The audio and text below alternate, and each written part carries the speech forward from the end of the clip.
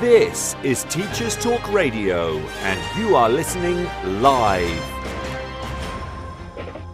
Hello and welcome to the Twilight Show. Thanks for joining me.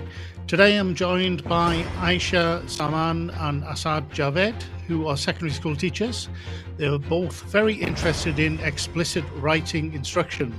So that will be our main topic of the show, but as usual, we'll be touching on lots of other things.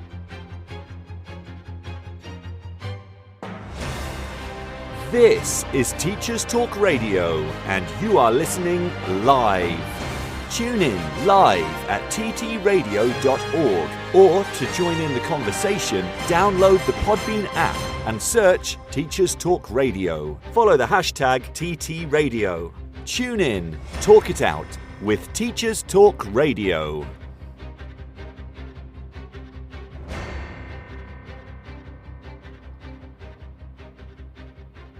So welcome to the Twilight Show, everyone. I'm Graham Stanley, speaking to you live from Mexico City. As I mentioned in the introduction on today's show, I'll be talking to Aisha Zaman and Asad Javed about explicit writing instruction. Now, Aisha Zaman is a secondary school English teacher and also an A-level English language teacher.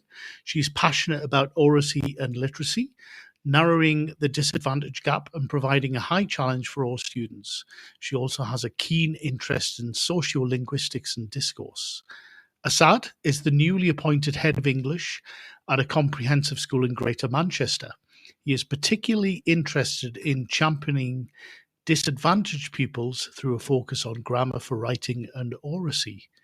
And I will be talking to Aisha and Asad about explicit writing instruction and more after the Teachers Talk Radio news. This show is brought to you in partnership with John Catt Educational, publishing professional development books and resources to support great teaching and learning in schools around the world. Have you checked out their latest releases? Use the code JCTTR2324 for 20% off your order. Don't miss out. Visit johncattbookshop.com to explore their full range of titles and advance your own professional development today. Happy reading. In today's educational environment, students and teachers are juggling a mix of face-to-face, online and blended learning courses. Canvas by Instructure helps teachers navigate these diverse learning experiences with a user-friendly virtual learning environment that offers flexible access to courses and a consistent learning experience, all while streamlining everyday teaching processes. The world's best schools and universities are using Canvas to create dynamic courses, collaborate seamlessly, and access actionable data that drives student success. On the 24th to the 26th of January 2024, Bet UK is back, and even better for educators. New for 2024, Table Talks empowers educators to collaborate openly and connect deeply with like-minded individuals in the education space, as well as tech user labs, the brilliant new tutorials, and working groups at Bet, where technology users will learn how to get more out of their institution's tech from the top education technology experts in the world. Whatever your goal, you'll find it at Bet 2024. Educators go free. Get your tickets today at www.uk.betshow.com/visitor-registration. This is Teachers Talk Radio, and this is Teachers Talk Radio News.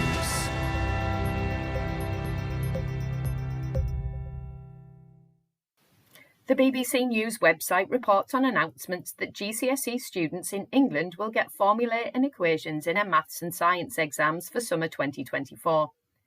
The Department for Education has asked the exam regulator to extend previous support for another year to limit the impact of COVID. Most students who were due to sit GCSE exams next summer were in Year 7 when the first lockdown began. Teaching unions have welcomed the proposal, which is being consulted on. The DfE said it would mean enhanced formulae and equation sheets for pupils in maths, physics and combined science. Education Secretary Gillian Keegan said these pupils will be the last to experience 2 years of national closures during secondary school, and that it was right that they get additional support. She went on to say it was disappointing that the decision had been made so late on, as many pupils will take mocks in the coming months or so. The union ASCL welcomed the consultation, but argued that the provision of support materials should be permitted, as it would reduce some of the stress of exam preparation and allow pupils to focus on core knowledge and skills. Prior to this announcement, exams in England had been due to return to 2019 arrangements. Exams were cancelled across the UK in 2020 and 2021, and grades were based on teacher assessments. When students returned to exam halls in 2022, they were given extra support. Some measures remained in place for exams in England in 2023, with exams in the same subject spaced more apart, formulae and equation sheets in some subjects, and not being tested on unfamiliar vocabulary in modern foreign languages. But, unlike the rest of the UK, students in England were not given information on topics on which they were being tested. England was also the only nation this summer to bring back in line with 2019, with Wales and Northern Ireland planning a slow return. As a result, the drop in pass grades was steepest in England.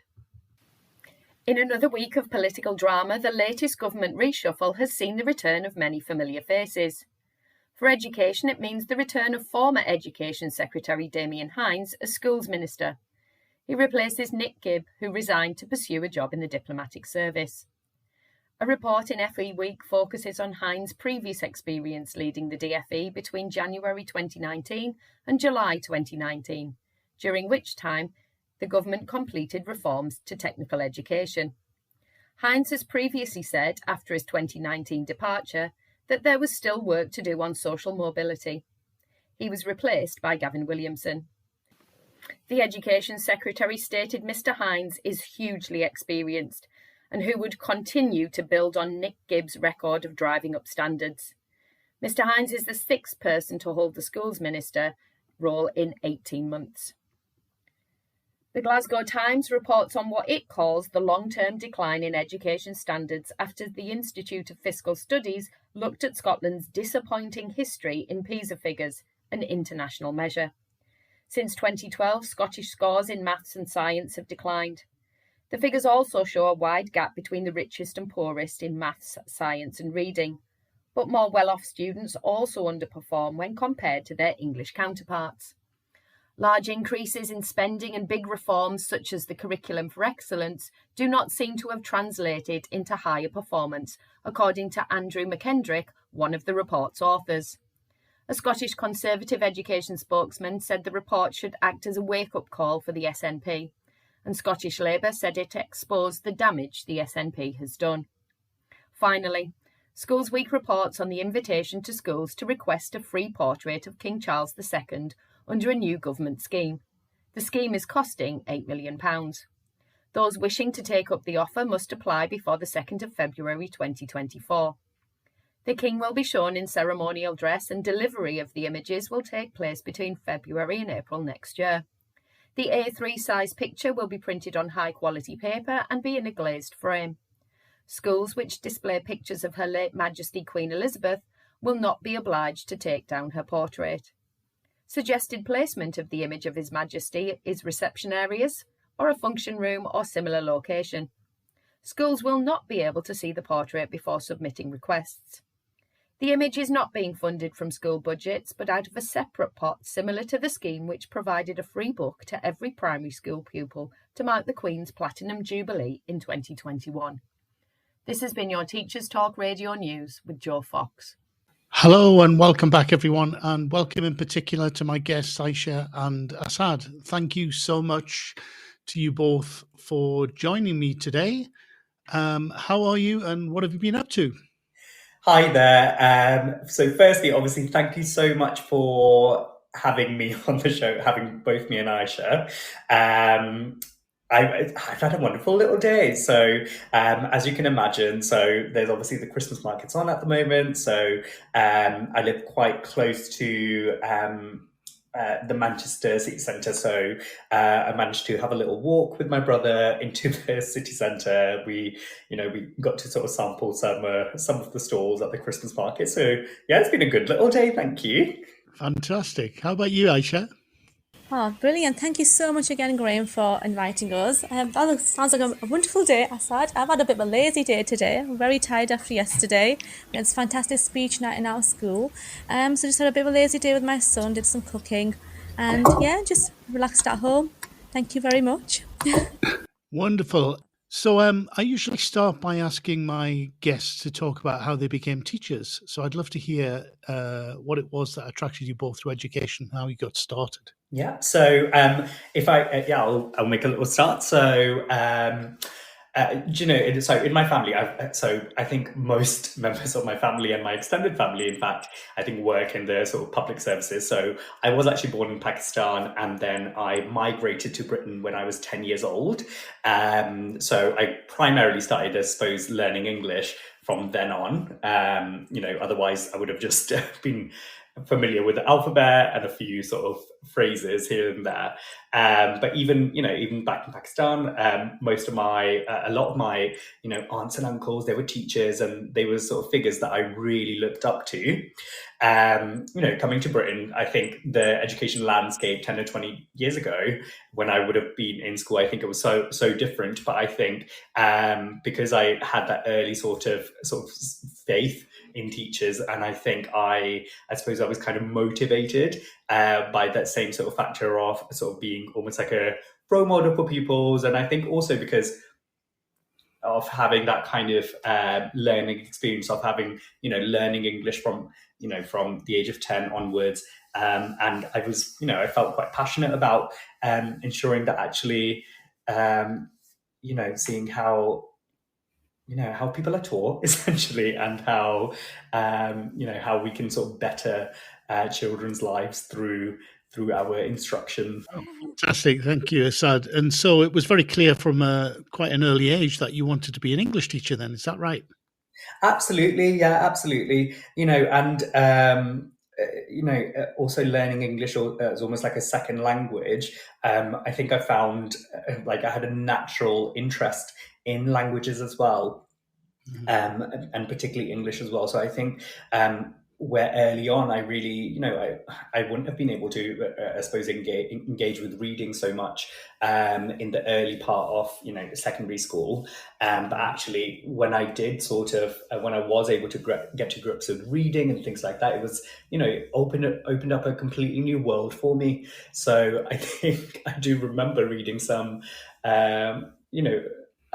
I think by the time I could confidently read, I kind of passed that phase of where I could kind of read teen fiction. So I didn't really get that kind of natural transition into reading through reading things like Harry Potter or anything like that.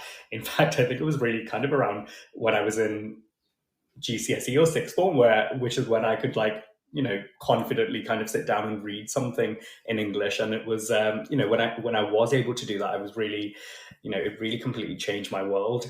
And, I didn't give myself an easy time either. I really started with, something like Salman Rushdie, which was, wow. I wouldn't necessarily recommend it. But from then on, I've been hooked in ever since. So yeah, it was a challenge, but I feel like I fully embraced it. Fantastic. And I have to say, I've been looking at both of your Twitter accounts, and I see you're learning Spanish. Is that right? Because I saw lots of stickers with Spanish vocabulary around the kitchen. Yeah, and I'm actually sat in my kitchen at the moment, and I've got Spanish vocabulary stickers stuck all around the kitchen. So I absolutely love it. It's wonderful. It's a great way of actually learning vocabulary. I remember I did that myself when I was learning Spanish for the first time a long time ago, but I used Post-it notes because the stickers weren't available. At least I didn't know about them. But really, really good idea. Sorry, Graham. So I understand that you actually, so currently you're hosting the show from Mexico City. Is that right? That's right. Yes, I've been in Mexico City for just over 5 years now. And right. So learning Spanish, was that something that you did when you got to Mexico City, or did you already have prior experience of speaking Spanish? I had experience. I actually many years ago, I moved to Spain and became an English teacher. English is a foreign language, and that's where I learned Spanish. And since then, I've pretty much lived in Spanish-speaking countries. So I lived in Spain for about 18 years, Wow, and fantastic. then moved to Uruguay. And then from Uruguay, after 5 years, jumped to Mexico, which is where I'm at the moment. Right. Okay. That's so interesting. So, obviously, because I'm learning Spanish in Manchester, so primarily the Spanish that you are taught is Castilian. Would you say that you've found Spanish to be very different across the different Latin American countries and Yes, Spain? yes, Yeah. I have actually. So I learned Spanish, Castilian Spanish from Spain, of course, and that's what I pretty much spoke until I moved to Uruguay, and I had difficulties with the pronunciation, some of the vocabulary when I moved to Uruguay, and again in Mexico, it wasn't as difficult because it's more sort of standard. But there's a lot of varieties across the Americas, lots of differences between South America and Mexico, for example, in pronunciation and also vocabulary. Oh, fantastic. But not so much that they're not, it's a bit like a little bit like American English and British English or Australian English or other varieties of English, really. The varieties of Spanish, it doesn't impede you from understanding, but it does take you a little bit of adaptation. Yeah. Oh, that's fantastic. Aisha, how about you? How did you get attracted to teaching? Was it also like Assad that you had family members who were teachers, or was it something else? Not quite at all. For me, I became a parent very young. I became a parent at 19, 20, and I left education. And I think I understood. I went back to university, studied English, literature, and language as an adult and via distance learning. And I just fell in love with English, and I completely understood the value of English. And so, yeah, that for me. It was the teachers that I met, the professors I've met, and so inspiring for me, and understood the importance of just communication, oracy skills, importance of English, and the value it had. And so I just knew from starting studying English that this is what I want to be. I want to become a teacher. Wonderful. Fantastic. I'd love to know how you two met as well. Were you working in the same school or was it something else? So we do actually currently work in the same school together, but I've recently been appointed as a head of English at another school, which is, so we have sort of worked together for the last 5 years now. I am very, sad, and, as much as I'm looking forward to my new job, I think I'm going to be, quite I'm going to miss Aisha and our sort of like department, who are quite like a family at the moment. Yeah, likewise. Hassan, I'm very upset that you're going, but really proud of you that you are moving to your next step, and you'll be a fantastic head of English. But yeah, we both started together, so I've got a very special place in my heart for Assad. It's 5 years. Fantastic. So congratulations, Assad. That's quite a challenge, or quite a step up, isn't it? Yeah, thank you. Yeah, I think I wasn't really in my right mind when I think I was applying for the job, but I think it will sort of sink in, and I'm sure hopefully whatever challenge comes in my way, I will try and do my best to overcome those challenges. Wonderful, wonderful. So what I'd like to move on to now is this idea of explicit writing instruction, because I know you're both very interested in this. Could you talk a little bit about what that means for you both, and what it is about that interests you? Mm-hmm. So firstly, I think, so speaking about my background with sort of learning English and how I came to sort of learn English. And I think one of the reasons why, so in the last couple of years, I became really interested in grammar. Well, I think firstly, obviously the education landscape in England has changed so much over the last couple of years. So, you may recall yourself, Graham. So I'm not sure, what your educational experiences were. But I definitely remember, so arriving into the country at the age of 10, there was such a huge disparity, in the kind of education that you might get in, depending on the school that you go to. And, so my parents would not have been sort of aware of the sort of differences between, so I grew up in the south of England, and they wouldn't have been aware of the difference between, a grammar school and, just a state comprehensive. And I think, I almost feel like now that I see pupils now as well, I can see the sort of advantages that they receive in receiving that grammar instruction early on, and sort of through their primary schooling. And now I do think that actually grammar instruction is becoming something increasingly popular across secondary schools as well. So it is something that's hugely valuable. And then on the other hand as well, so one of our previous heads of department who's moved on to a new school, she was also very sort of like, she really championed the idea of grammar. And though I think most of us in the department at the moment would not have been, very, would have had a great competency in teaching grammar, I think once we sort of got to grips with it and realized its value in all forms of writing, like fiction, non-fiction, even essay writing, I think it's something that, we've really, seen as a great benefit and as a great tool for the pupils. So, yeah. Is there anything else you would like to add, Aisha? Absolutely. Growing up as well, went to the local school.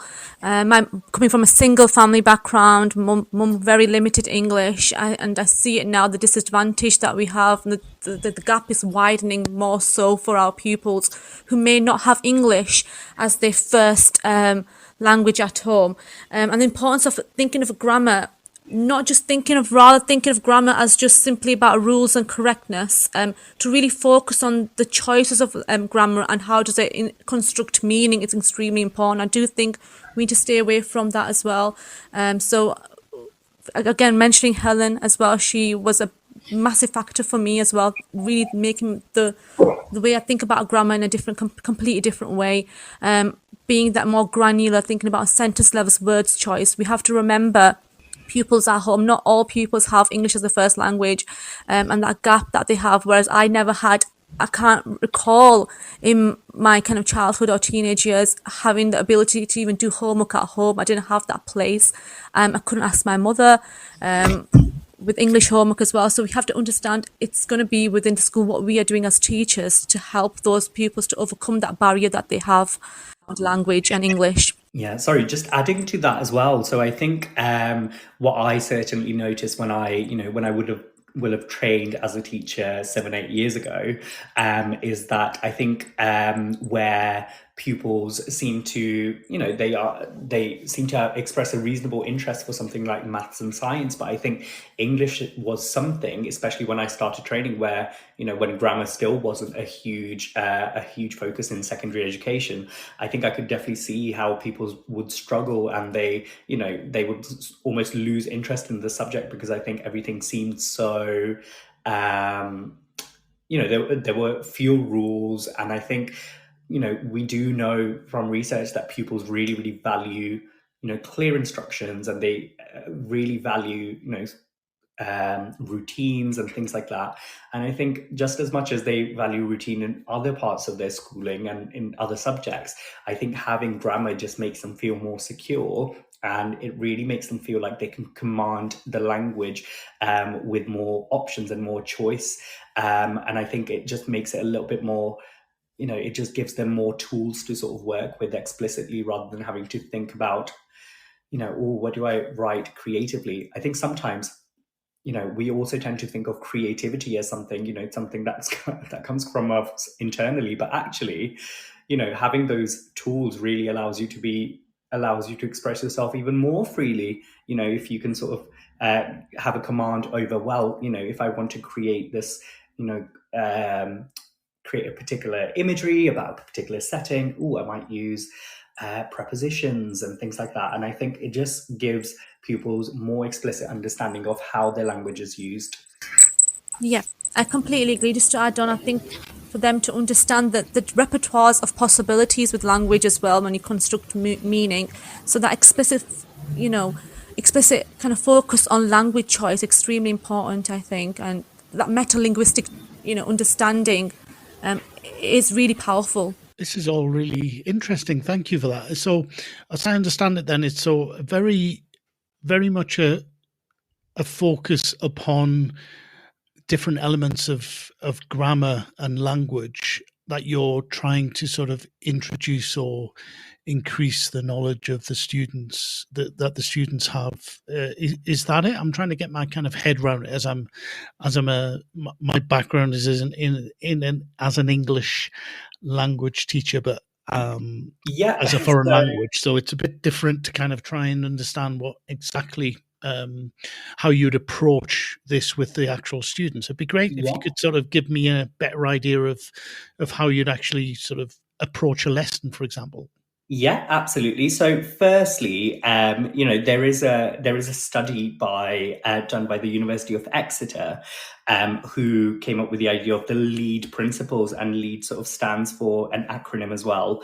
And I think now I'm sort of forgetting what LEAD actually stands for. But one of the main elements in there is the idea of using an authentic text. Okay, so I think A in LEAD stands for authentic text. So it's the idea of introducing grammar through authentic texts written by what you might see as like sort of proper writers, rather than, when we think of grammar instruction, we get a picture of maybe a Victorian classroom in mind, where you're sort of sat down going through, various rules of education and things like that. Now, thinking about what a lesson might look like. So, I think Aisha and I discussed that we might discuss how it's used in, fiction, and then maybe non-fiction as well. So just thinking about fictional writing. So I taught a lesson recently, actually, and it was actually around the use of preposition and prepositional phrases to create imagery. And this was actually done with a bottom set year 10 group, or, obviously if you're listening in from a different country, it's a GCSE group, okay, or who are in the early years of the GCSE group. And so they, the pupils started off by, firstly, we approach the lesson with vocabulary. So the pupils are given explicit vocabulary instruction as well, and they had to organize words to do with power into powerfulness and weakness. So it was words like, being misanthropic, is that power? Is that weakness? And then they had words like, hubris. Would you categorize that as power or something that's a weakness? Then after discussing those words, we looked at an extract of a dystopian text, and it, we kind of looked at, okay, well, how is the writer perhaps creating an impression of the outside world or nature being something that's quite toxic or quite sort of misanthropic for the characters. And whilst we were looking at it, we explicitly focused on the use of prepositions that we use to create imagery or create the surrounding. And then obviously we had a discussion around it. I think we looked at a particular text where I think there was sort of acid rain and the snow was really violent, and it was really, sort of harmful to the characters, and they were afraid to go outside. And so there were phrases like, that they stood in a gully. Okay, and we discussed, why is it important that the writer's telling us that they're in a gully? He could have just told us that they're hiding, but it's just the fact that it's a narrow space that keeps them away from danger. They don't want to be out in the open, because out in the open means to be exposed to that greater threat. So after we sort of had a valuable discussion and we discussed why those prepositions are valuable within that particular extract, then pupils were given an image of their own, and they were given sentences, simple sentences, okay, what those sentences look like. And then we sort of modeled how we might improve those sentences by using prepositions. So I think if I just remember off the top of my head, it was something like, okay, we're going to describe, rain outside in, in Oldham in Greater Manchester, something, that the pupils would all be familiar with. And we had a sentence, and then we looked at, okay, well, how can we add in prepositions, okay, and how might we use prepositions to personify the rain? And then, pupils came up with these beautiful phrases like, oh, in the clouds were raining heavily. Sorry, I am just making this off the top of my head after, having a significant amount of mulled wine. But it was, things like, in the clouds are, they are misanthropic, and they are, out in the open, the character is exposed and things like that. And, giving that sort of task of where, very controlled examples of, okay, you've got these simple sentences, but you just have to improve them using prepositional phrases. That was a really nice scaffold for those pupils, which allowed them to sort of, play with the language and to see, where might these prepositions add value to those sentences, before sort of giving them a more open-ended task of then writing freely. But I think because they were able to learn the principle of, okay, well, I've made these explicit choices using the prepositions that I know and using the vocabulary that I know, that they were then able to, they had the confidence to then, okay, well, if I then had to do it from scratch, okay, that I could maybe do that, and I might, add a few prepositions here and there to create imagery and to personify the weather. Fantastic. Thank you. That puts it really much into context. That's really, really good. Thank you. Aisha, is that the way that you approach this as well, or are there any differences to what Asad has explained? No, very simple, similar as well. I think Asad introduced me to the lead principles by the study done by Exeter University, but I was doing something very similar already. I can give two examples. First, I would say from quite a low ability year 7 class who are studying the Odyssey and the Iliad. So something I kind of led on last year and this year as well was oracy and dialogical teaching. So like priming the pupils before they attempt anything written down. I think that's so important, especially for our kind of lower ability pupils. So they were studying and trying to create noun phrases for Odysseus and Achilles in the Iliad. So before we kind of started, we kind of looked at some images. I did this kind of, I think Voice 21 did this, where you agree, you build on a statement, and you have to challenge a statement as well. So I posed a question: how is Achilles petulant? So one of our keywords from last lesson. Someone had to agree in pairs, and someone had to build upon that point, and then challenge. And then the same question again for Odysseus as well. After they did that, they had a lovely kind of discussion, used their oracy skills to support their thinking process and deepen that understanding of the task for that lesson. Under the visualizer, we modelled how to create noun phrases. So just like Asad said, really explicit teaching of how to use prepositional phrases, use a non-finite clause. Before we kind of attempted, the pupils attempted, independently themselves. There was a lot of modelling by me. So really started thinking, so on top of my head I can start thinking, they were writing something about Odysseus, what happens to him, his journey, how it evokes sympathy for the reader. So I just recall the pupil using like a determiner to begin, an unhappy Odysseus, grieving, longing for home, and then adding a prepositional kind of phrase as well, through his endless struggle, and then trying to finish off with like a simile, a metaphor. And I think top of my head was like a lifeless prisoner, one of the pupils used, which I really liked. So it was a lot of explicit learning of like grammar choices. Second choice, something that I'm started off doing now, as I've told you, as A-level language teacher.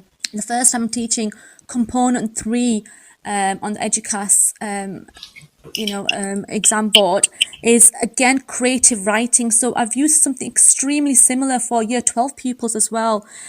So we've called it slow writing. So at the moment they are looking at some dystopian texts. So really breaking down every word into class. So is it a determiner, preposition, verb? And the first lesson was, how can we now change the verb choices by the present participle and present tense or past tense, and then for them to try it on their own as well. So looking at those authentic texts, linking back to that lead example from Exeter University, looking at authentic texts and then using that to create their own meaning and their own choices. So again, looking granular, but I think it's so important before this pupils start writing explicit, understanding the examples of explaining and introducing what is being taught, establishing the purpose of the writing. Going back to year 12 again, they have to create a creative writing piece for 300 words. And then after they've done that in the exam, they have to write a 200-word commentary on why they've used and the purpose of using that language. So I think it's really important for promoting that deep meta-linguistic learning and understanding word choices, and then develop the independence rather than just compliance, and rather than just telling them just to write something about this image or write something about a dystopian setting. It's about priming the pupils. Fascinating. Thank you. That's both of you have explained really interesting context. It's much clearer for me now, I think, to understand what this is all about. But interestingly enough, you both mentioned dystopian texts, and I wondered if this has become a more popular aspect of English teaching these days, given the kind of world we live in, or is that just a coincidence? I think. Do you know, you may be absolutely right. I think maybe there is perhaps a culture shift that people's maybe express a more natural interest in dystopian fiction, a world that's different to ours, to maybe cope with the challenges of our modern society. But that's absolutely not the case. I think the two examples that we've discussed happen to be dystopian. But I think the principles that we're talking about ultimately, that it stands for any text.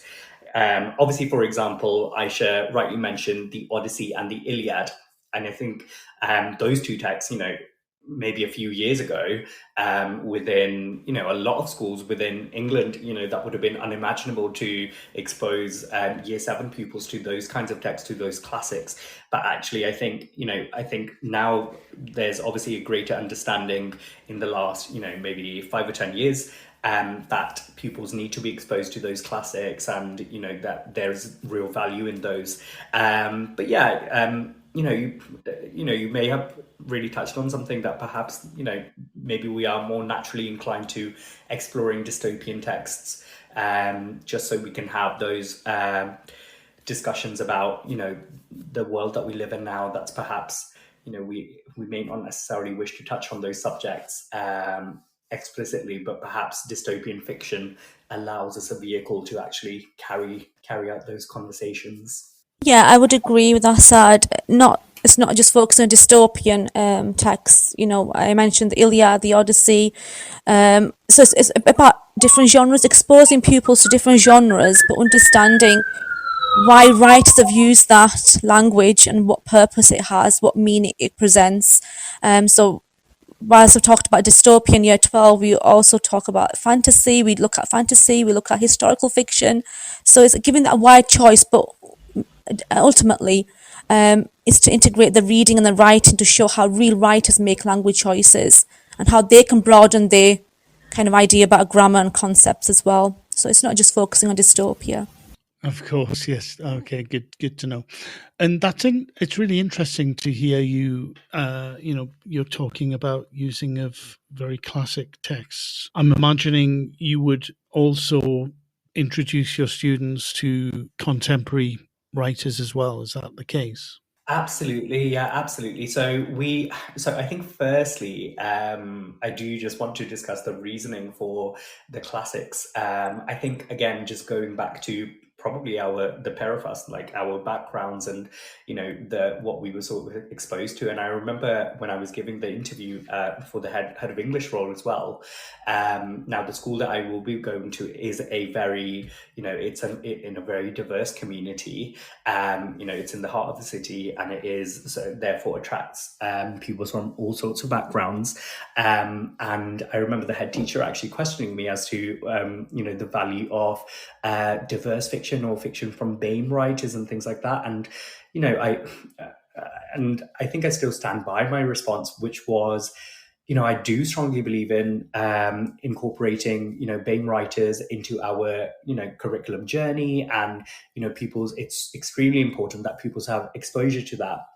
But at the same time, there's extreme value in classics. And I think sometimes as English teachers, we do tend to be, more, maybe more progressive than, naturally because of the content that we read. But I think, sometimes we might sort of brush aside the classics as sort of like, we don't necessarily want to focus on, the phrase that I read on Twitter, dead white men. And actually, I remember discussing in my interview that actually, if we didn't discuss those, then we'd be disadvantaging our pupils. We don't just prepare them for GCSEs and A-levels, we want to prepare them for life. So say, for example, if one of my pupils goes to a university where they are, where they're in the company of pupils who've gone to private schools and things like that, then I do want them to have had the same instruction and the same literatures that, their other peers may have engaged in during their educations. But, it is about ensuring that they do get that broad field. So in our current school at the moment, we have a very linear journey through our curriculum. So they start off year 7 looking at the Iliad and the Odyssey, because obviously that's the foundation of most literatures in Western culture. But then by the end, they do explore more contemporary texts like Things Fall Apart by Chinua Achebe. But actually, there's a clear link there. So, where they studied tragic heroes at the start of year 7, that's then clearly linked to how the idea of a tragic hero has developed over time, or how modern writers like Chinua Achebe has also used those same principles and those same conventions within his own writing to create, great heroes like Okonkwo, who are also equally as hubristic as, Achilles and Odysseus. I completely agree. I think there is scope for modern kind of BAME. I'm a big believer in that diversity within our English curriculum, but there is a value to classic works as well. And I noticed more so how we do Othello, so we look at the kind of Aristotle's tragic hero concept.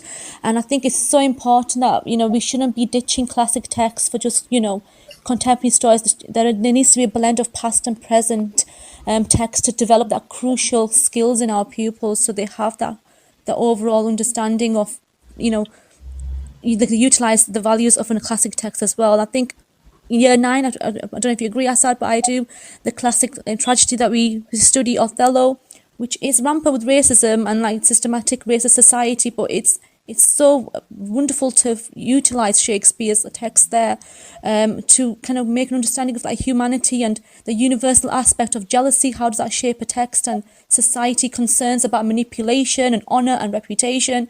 So there is so much value with classic texts, and I think something like such a complex play like Othello is really worth like exploring with our pupils.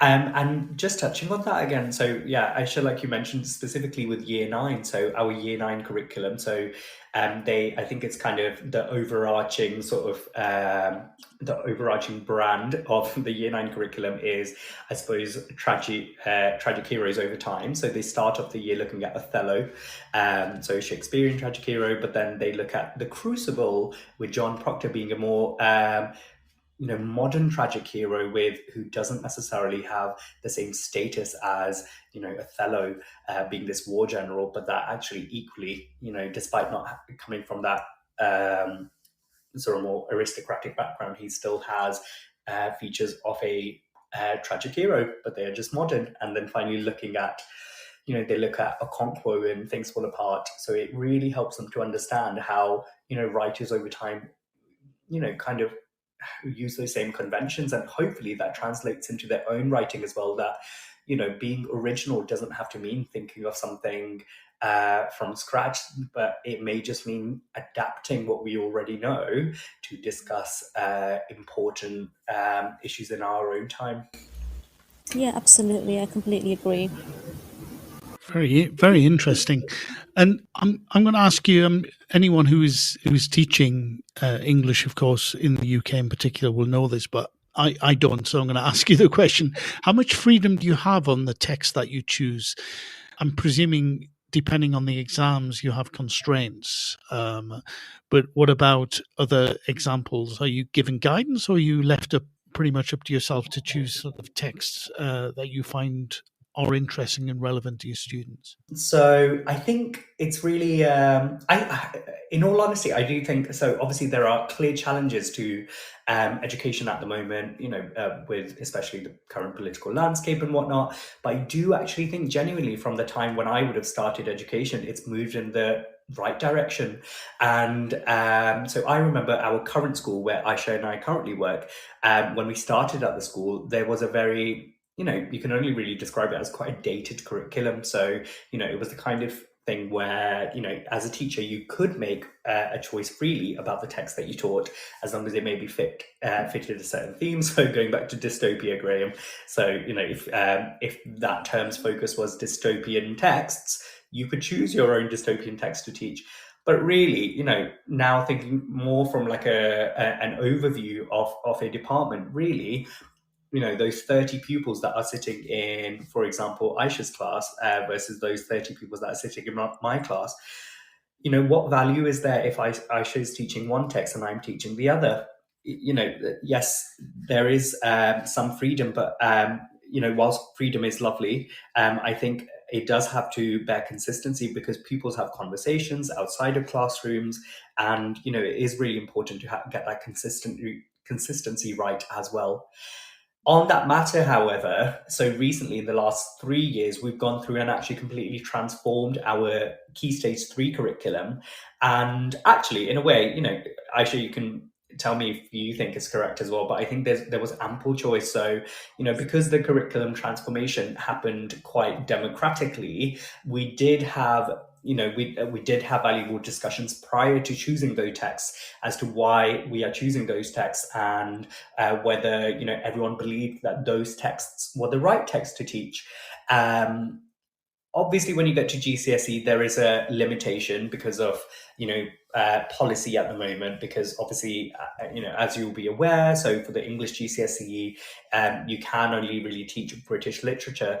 Now, we are quite privileged in our school in that we have a sixth form. So when pupils get to sixth form, there is a broad range of texts that they study. So, they do study classics like Wuthering Heights. However, they do also then study, something like A Streetcar Named Desire, which I know is obviously very popular in lots of schools. And then depending on the component that you've chosen for the prose, you can teach really, lots and lots of different types of texts. So for example, we teach A Thousand Splendid Suns by Khaled Hosseini, which is, absolutely heart-wrenching. And then The Handmaid's Tale as well, which is obviously, currently popular because of a very popular series. So yeah, I think at the moment, you guys can comment on whether you agree with me, but I do think there's a right balance at the moment of freedom versus, something more prescribed. What do we think? I agree, Asad, if I could drop in, Edward. I remember when I started with you, but I was NQT, and you probably agree, Asad, one thing we wanted was consistency. I think every teacher was doing their own thing when we started, and I think it's a lovely balance now that we have. We still need our pupils to get to the outcomes, and there needs to be some form of consistency that all teachers are doing the same thing. I recall a fairly new teacher, there was such ample choice and everyone was doing their own thing. It was a very confusing place and time for me.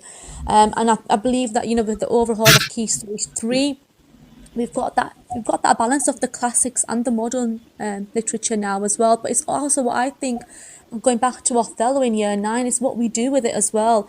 and how kind of high quality our curriculum has become. So, Othello being a classic, but we're talking about this kind of universal idea of the perversion of notion of women as property, so it's going into the more kind of a deeper understanding of the text that we have.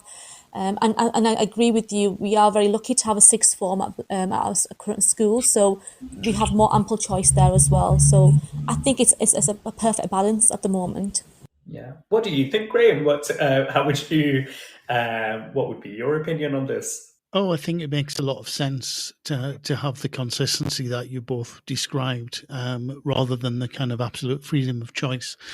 I think being able to change it a little bit and introduce texts that are of particular interest or relevance to the students as well makes sense, but not beyond the point, as you say, that it becomes something that everybody decides for themselves, because that's probably going to do a disservice to the students as well. So I kind of am encouraged by what you both said.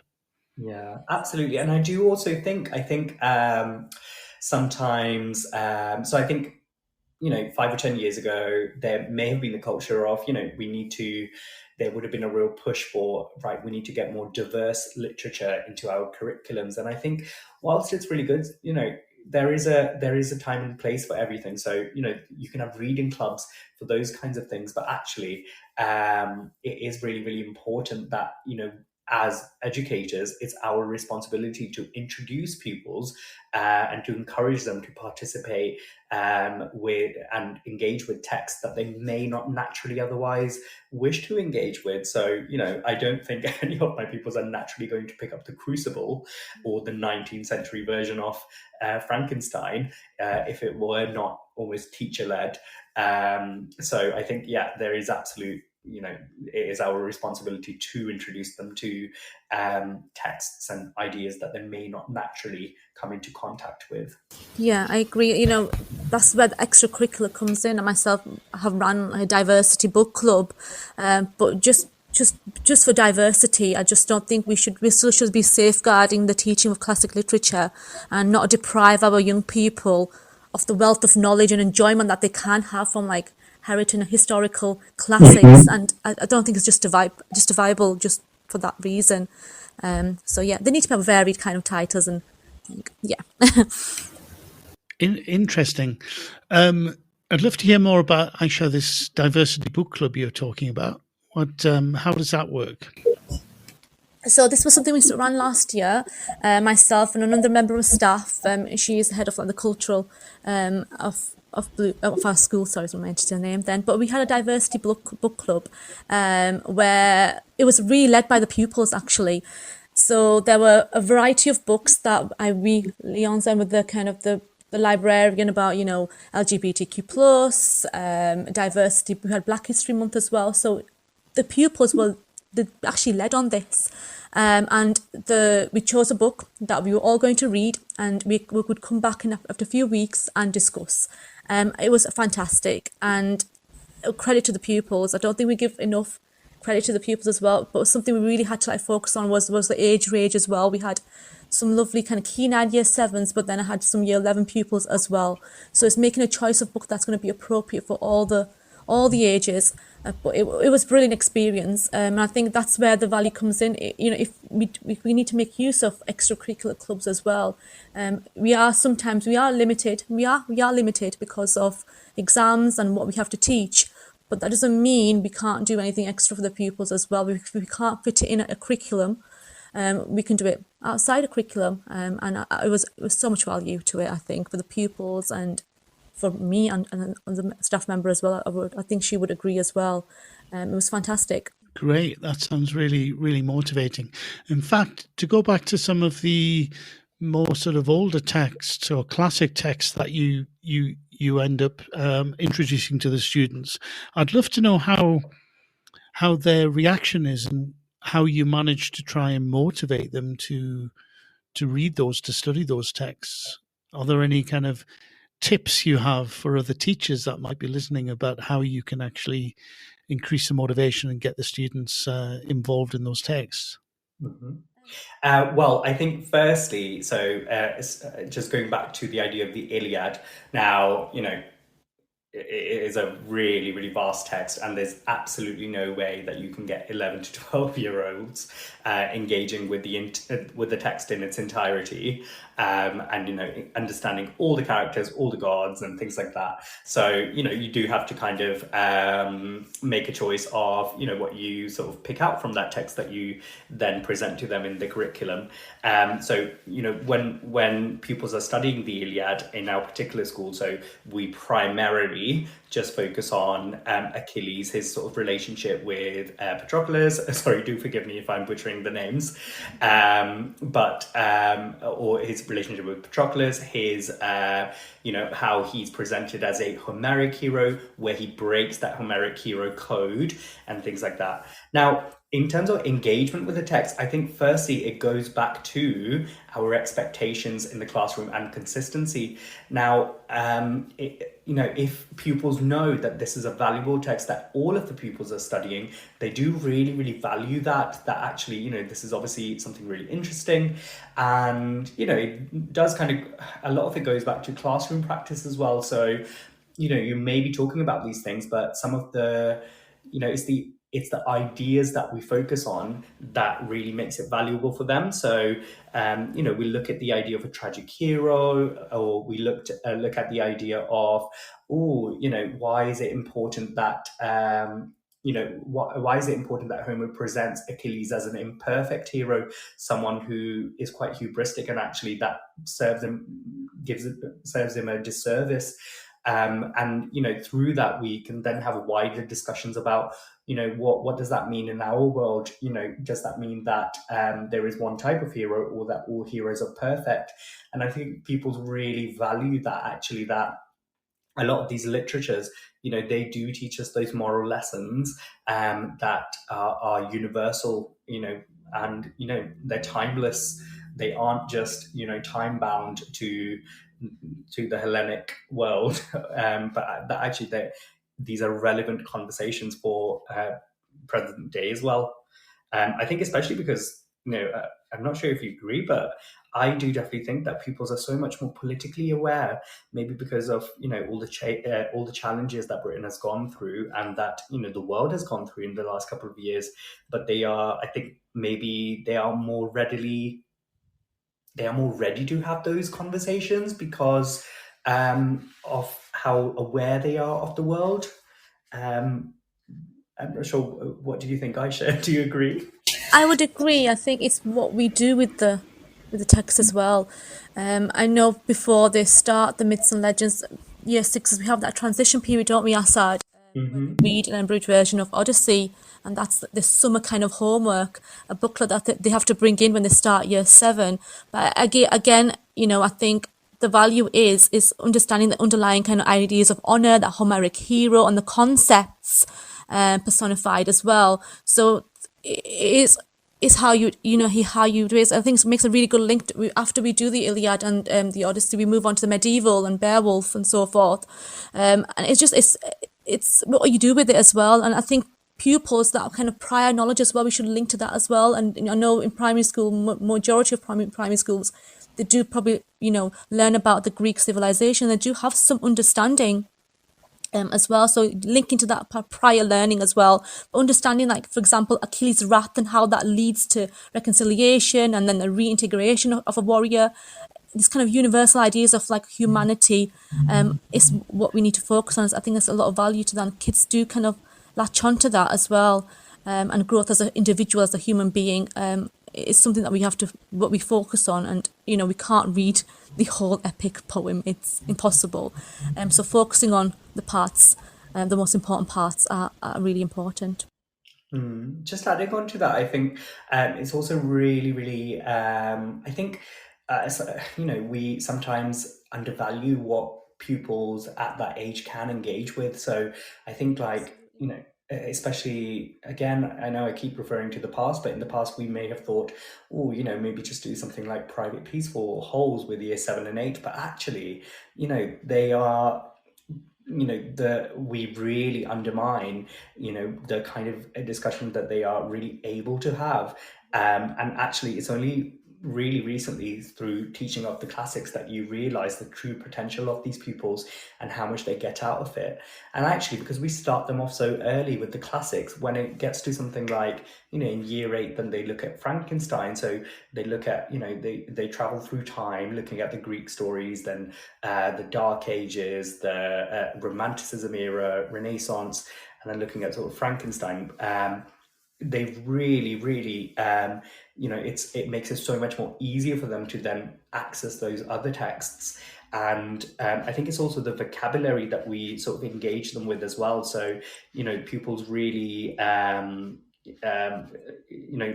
they can understand more complex ideas if it's explicitly taught. So, when we're looking at vocabulary in Frankenstein, they're taught vocabulary and concepts such as like the concept of the othering and the words like homogeneous societies and heterogeneous societies, and why someone like the creature in Frankenstein, why he may be disadvantaged or why he may be othered in a more homogeneous society. And they understand that because those words are explicitly taught to them, and those concepts are easily taught to them, and they are able to then make an understanding of why that text is so relevant and valuable even nowadays.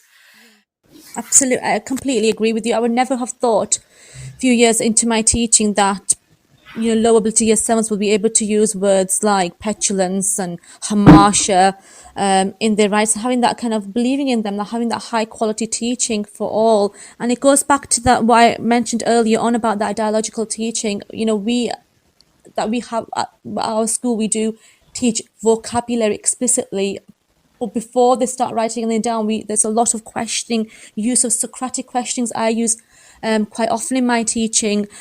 Socrates himself, once said that questioning is the only defensible form of teaching, and that's the premise of what I kind of teach, the development of the whole pupil, and not just thinking that year 7 they cannot be taught this. They can, and I see it every single day, and I said you see it every single day as well, don't you? So yeah, I think using oracy to support but not putting limits on pupils, it's amazing what they can do with explicit teaching. Actually, I have the privilege of teaching Aisha's son, who's actually currently in year 8 studying Frankenstein, and it does always make me laugh because Aisha tells me how obviously we're very lucky because he's he obviously very much enjoys English as well, but he really enjoys going back home, isn't it, Aisha, and using those words that he's learned, saying, "Oh, Mum, I'm feeling very melancholy today," or I'm not sure if you can elaborate on those, Aisha. Yeah, of course. I've got you to blame or to thank as well. I'm not too sure, Asad. The other day he was saying, I am fallible. I think I asked him to pick up his clothes, and he said, I am fallible. But what made me laugh the other day was we're getting late for work, and apparently I had a lot of road rage. And as we got to the school, he mentioned that he was counting down that apparently I was, is it Dante's Inferno? Yeah.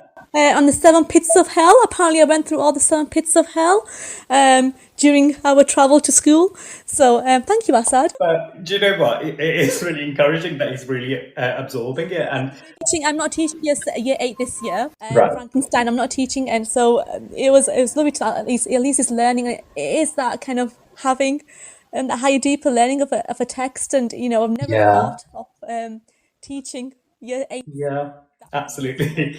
And we do, I do think it's really, really important when we are teaching something like Frankenstein as well. Those are deep, rich texts, and they'll be full of allusions and things like that. So actually, yeah, that it's a quite comical example of Dante's Inferno, but actually we explicitly went through what is Dante's Inferno, what does it actually mean, and then why is it that Mary Shelley is utilizing that sort of allusion. And previously that kind of domain would have been completely restrained, and it would have been completely kept for A-level classroom discussions. But actually, it's, whilst we laugh, about Aisha's little boy, maybe taunting his mother with that illusion, but actually, it does show real value in that, they can engage in those discussions and those more richer discussions of illusions and why a writer is utilizing those illusions and things like that. That's hilarious. That's really funny.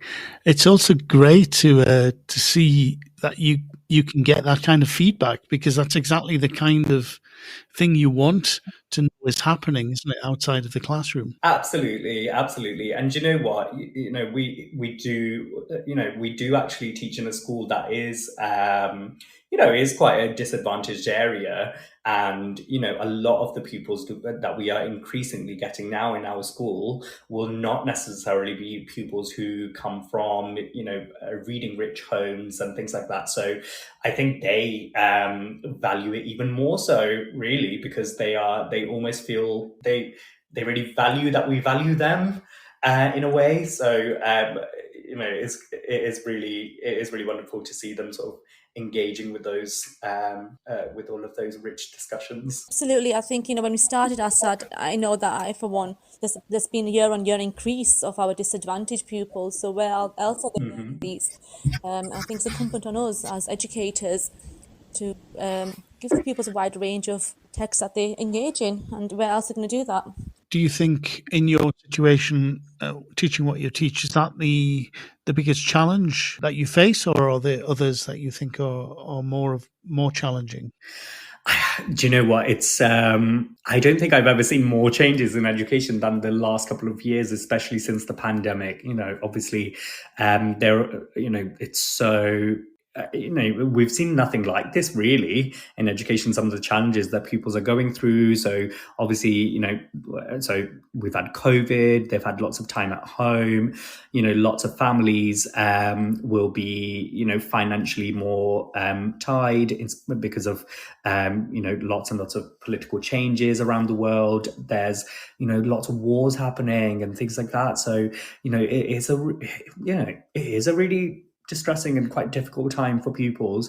And, if that means that actually education and the rich stories that we teach them can provide an escape from them, for them from these difficult, challenges in our real world, and help them be able to understand maybe even those challenges through, passive discussions from these texts, then, I really do feel like we're doing them a service in introducing them to that kind of reading. What do you think, Aisha? Yes, I think after the pandemic, I noticed a massive change. And I don't know about you, Assad, do you agree with the mask wearing as well? That's something why I led on Oracy as well, was the pupils were just not, because they had to wear masks in classrooms, we couldn't do the kind of questioning. And after, the pandemic, the kind of new normal started, the pupils were just not engaging in lesson. I think they forgot, because spending so long at home, online learning, not everyone was logging on, and if they were they actually engaging with the lesson or not? And a lot of pupils were left alone at home, parents were at work, so that was a massive impact. And I think more so, as English teachers, we noticed, English is a communication, and I talk about my own kind of personal experience as well. Being in school, I went to a school that was quite difficult behaviour, and I never spoke in class at all, and I often tell my pupils this. And I really struggled when I started college and went back into university when I had my son. I just didn't know how to talk in front of people. Like even today now, this radio session, I've been telling Asad how nervous I am. And I just don't want any pupil. I used to be in class and I used to wish that the teacher never asked me a question, and I used to be happy after an hour that thank God she hasn't spoken to me. And now that the roles are reversed and I'm a teacher myself, and I look back and I go, that teacher was wrong. And I try to make sure even the quietest of pupils contribute to a lesson within that 1 hour that I have with them. It's so important to have, oracy skills. And I think there's a multitude of, the disadvantage, but also what's going around in the world. I think it does impact on our pupils. But, as educators, especially English teachers, I personally, I think you would agree, Asad, there has been a massive change after COVID. And I think one line when I was doing this kind of leading on oracy, one line that really kind of was important for me and I heard was, your grades can get you at the door, but your oracy will get you through it. So are we providing that service for the pupils for that kind of whole, it's not just about grades, it's about communication. Are they ready for the next steps? Interesting. And I can definitely relate to what you said, Aisha. I was a very quiet, shy child at school and didn't really start coming into my own until probably after university, if I'm honest. And so it's something that I think is quite typical with a lot of people. But that's interesting what you were both saying about the pandemic. How did you find that experience, the kind of switch to online learning and then the post-online hybrid teaching, etc.? I'd love to hear what your experience was of that, whether the school that you're working with was ready for it and how you and the school adapted to that and the students. I'd love to hear more about that. So I think that actually we actually really benefited in a lot of ways during the pandemic. So during the pandemic, we maybe in comparison to a lot of other schools. So we were actually going into school every single day. So especially maybe, it was the first maybe few months where we worked from home, but then certainly, the following September, so I suppose maybe 6 months after the start of the pandemic, we were required to come into school. And, in hindsight, you do kind of want to be like everyone else and, have the capacity to work from home and things like that.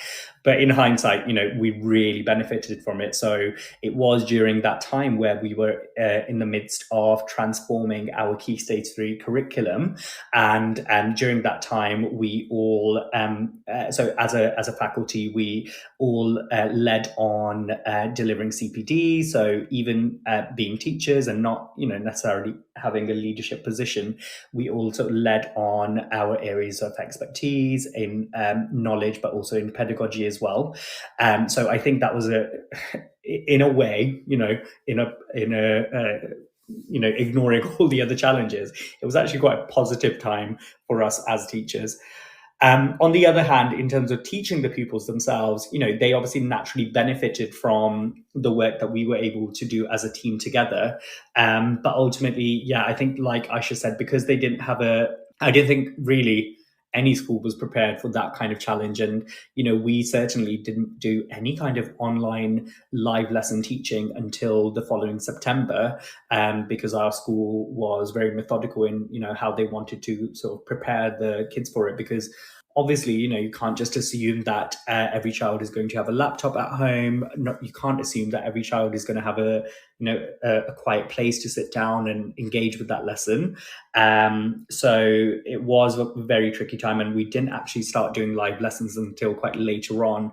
But even by that time, I do feel like, suitable provision had been put into place. So if there were pupils who obviously couldn't log in to lessons online, then they did have the means to actually come into school and and have a safe space to be able to engage with those live lessons as well. So it was a very tricky time, but I think that's why I really agree with Aisha when she said that actually oracy is something that we noticed is ever more important, because they had so much time out and not engaging in those high quality talks that actually now it's almost a responsibility to ensure that they do actually engage in that. Yeah, I agree with you. When it all happened, it was a very tricky time, and I was still in ECT.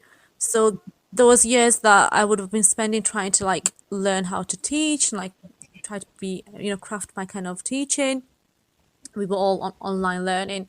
But one thing I did notice, it was that kind of, the purpose that we have in teaching, learning through talk. We formulate, we build relationships through our talk. The storytelling of Iliad, we try to use that with the purpose of talk as well. Group work, we couldn't do. And I think it did impact. And from my personal kind of at home, my son, who was in primary school, I noticed with him as well. He did go to school because I was one of those key kind of workers where he could have stayed in school, but it was that there's a lot of learning lost. And I think it will take years actually to for people to get to that kind of place as well, understanding like roles within school. I think impacting on behaviour as well, I believe. I don't know if you agree or sad, I definitely think it did affect on the whole of pupil, but more so we needed to build in more kind of dialogical teachings to allow pupils to learn how to like work with one another and have those discussions, which they never did in lockdown. So yeah, it was a big change, and but we did what best as we could. I think no school was prepared for what was going to happen. So yeah, I think yeah, it is something that we had to really kind of think about.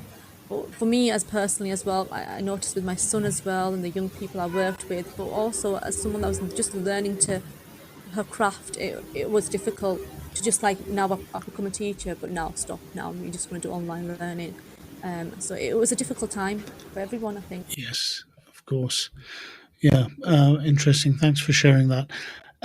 Just to sort of start wrapping up, I'd love, because it's a special interest of mine, to hear if what has happened with the emergence of generative artificial intelligence tools like ChatGPT, if that started to have an impact on, are you seeing that students are starting to use those tools, and is that something you have to kind of think about when it comes to assessing students, or is it not had an impact yet? So I don't know, Aisha, did you want to maybe comment on that initially? I haven't really noticed anything from maybe from the last discussion I've had from lower down pupils. I haven't heard anything. I know some discussions in my form, but I would say something in year 12 maybe. So the way that A-level language that I teach, there is an aspect of it which is coursework, and I think you still have to think about, plagiarism and how it's, we don't know. I think that's the future's very unknown. I think our head teacher yesterday, I said, if you remember, touched upon it in his speech as well. And personally, I'm sorry, but I haven't really looked into it that much, but it is something that I am thinking about as well. And I think it will have a big impact, especially for our older pupils who have that kind of coursework aspect of the course as well. But for younger pupils and in our years, I don't know about you, Asad, I haven't really noticed anything. So actually, just from my personal point of view, so I think the only negative example that I can think of is I think last year, so not because of the pandemic, but because of I think maybe because of a snow day, I think we sort of had to have a day where the pupils worked from home and they had live lessons. And I do remember sort of asking pupils lots and lots of questions. Now they weren't allowed to sort of have their microphones on, so they would write their answers in the chat. And there were sort of pupils who were maybe unwilling to sort of engage in the lesson, and therefore they kind of made it a point to kind of use ChatGPT for to get their answers and things like that. Now, obviously, that's quite an isolated example, but I think within the context of school itself, I think firstly, yeah. So I think because of the nature of our curriculum, so I think actually you can probably back this up as well. So I think what we teach is so explicit that if the pupils are seen to be maybe plagiarizing from AI, it's actually really, really obvious. So, even down to, so obviously, we started off this conversation talking about grammar for writing, and there are certain grammatical constructions that we want them to use and certain sentences and sentence structures and things like that, that at every single stage that they are within their curriculum, there is an explicit writing curriculum. And I think that actually really helps to combat and very easily identify when they are not using those things, because at the moment, AI, and I will talk about this in a second as well, why it is actually an extremely valuable tool. But ultimately, I think where you have almost like a bulletproof curriculum, which focuses on explicit vocab, explicit writing, and things like that. Now, AI, isn't able to replicate all those things at the moment. It's extremely good, but, it doesn't do all of those things for you. So, pupils are aware of that. And I think the more, like I said, the more bulletproof your curriculum is, the less likely it is that pupils will want to obviously use artificial intelligence for that. Now, on that same note as well, I personally use AI quite a lot, and I've been sort of experimenting in how to use that. So, it is actually, I watched a lot of YouTube videos, and I'm sure you can probably find them yourself as well. It's actually a great tool for teachers. So, the profession is often marred for, creating a huge workload for teachers and things like that. But, I have used it probably in a very limited capacity because obviously, I'm not very learned in artificial intelligence, but it's great for, things like making quizzes and things like that, which, things that will take you hours, but that might actually, pupils might only engage with that activity for a good 5 minutes in a lesson. And I think it's really, really useful. It has a lot of benefits in for those kinds of things. So I think it's obviously, it's the Wild West out there at the moment with artificial intelligence, and I do strongly think that it has huge benefits for teachers and especially workload. But I think it also depends on how bulletproof your curriculum is, as to whether you can identify when a pupil has used ChatGPT or whether they have used, their own knowledge and their own skills obtained through their education. I mean, I think there is value, but what worries me a little bit about AI is that the change of human values, just broadly speaking, and the autonomy that we have and fairness. I think that's, that cannot be replaced. AI cannot be replaced. That kind of human connections that we have and empathy that we feel. Yeah. I can understand for like workload aspects of things, but like you said, our curriculum is so prescriptive that we will know if a pupil has used AI. I think I still believe, I don't know, I still think of AI a bit, I don't know. I just think it helps with creativity and maybe workload, but I don't know, the ethical and the social implications of AI does worry me. I'm not gonna lie, I just think that. Yeah. Of course. I think because it's so vast, I can't even, beyond my little understanding of, okay, I can use this to make a little quiz. I don't even think I can fathom myself what it actually means, because I'm not very, I'm not very techie. I don't necessarily engage with tech on that regular basis. And so, it's just something that I've kind of experimented with in a hugely limited capacity. But yeah, like Aisha said, it's probably wild. We are that compassion, we have empathy, and we have honesty and integrity. And I think when we do create a lesson or curriculum, we want to take responsibility and accountability for that. And I think what worries me a little bit, if we rely upon AI, and I've read some, I can't remember when I read it, but I did read about the impact of AI. There is a bias and discrimination within AI. Sorry, can't even say it properly. And algorithms, they do reflect some biases. So I think that integrity that we have when we create something ourselves, for the pupils that we know, AI cannot take over from that. And it's knowing your pupils. Yeah, and actually just going based on what you were saying, Aisha, about the humanness in education, that you can't replace that. I think I've definitely noticed. So I think because you do utilize it for things like quizzes and things like that. I think I've naturally kind of transitioned into more sort of like active lessons where that are more human, that something that AI can't replicate. So I've really started practicing things like choral reading and things like that, and going back to what Aisha said, the questioning that a skilled teacher can do, okay, for each of their pupils, vulnerable or not, high attaining or not, that I struggle to think of how AI might replicate that in a classroom. And I don't think, and really, I think in the last couple of years, I really truly come to understand what it means to have valuable relationships in a classroom. And I think the more I develop as a teacher and realize, that pupils really rely on their connections to us as trusted adults, I really don't think that it's something that could ever replace education, because it's such a empathic profession that actually that could never be recreated. Yeah, I agree with you. We started off, for example, with grammar, didn't we, Asad? So say if they type in, let's say, chat GPT, and some pupils, say my year 12s, maybe when I tell them to write a short opening, an exposition for us, a setting, and they use, say, chat GPT to help with that. It's that autonomy, and I just don't want, pupils, when we're talking about, sorry, I'm trying to get my words right, but, when we're talking about the pandemic, when people were working from home and we were just using technology, I didn't see there was a value at that point. We had to do live lessons, but nothing can replace that human connection.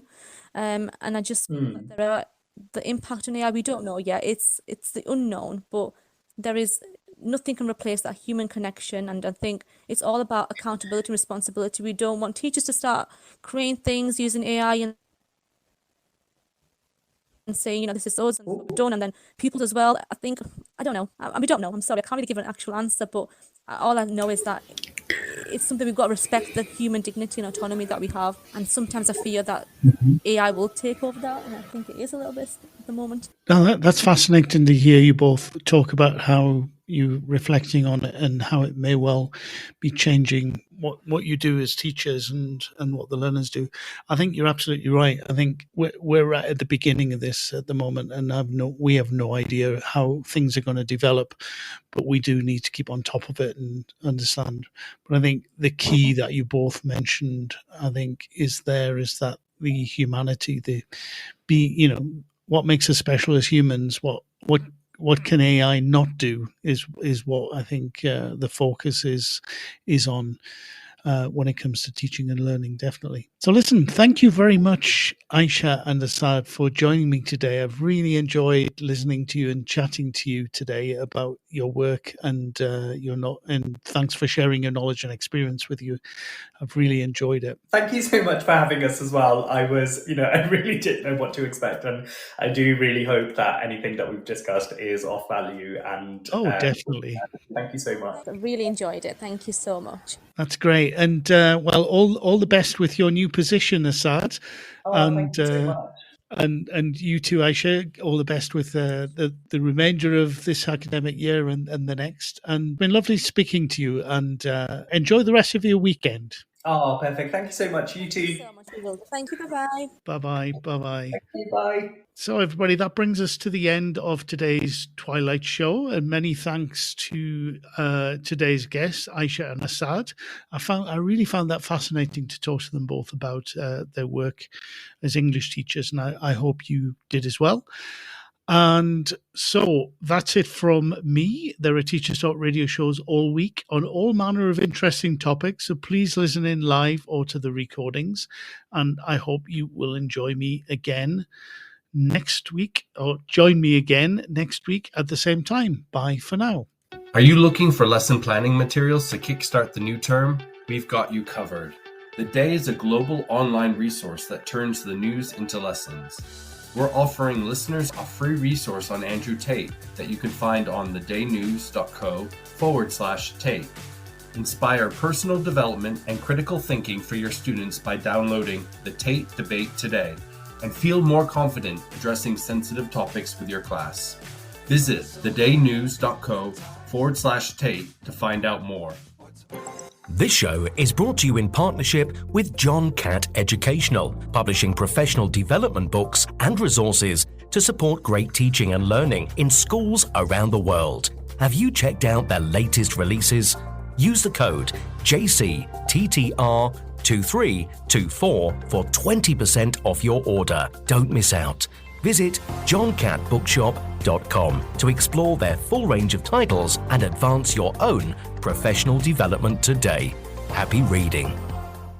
In today's educational environment, students and teachers are juggling a mix of face-to-face, online and blended learning courses. Canvas by Instructure helps teachers navigate these diverse learning experiences with a user-friendly virtual learning environment that offers flexible access to courses and a consistent learning experience, all while streamlining everyday teaching processes. The world's best schools and universities are using Canvas to create dynamic courses, collaborate seamlessly, and access actionable data that drives student success.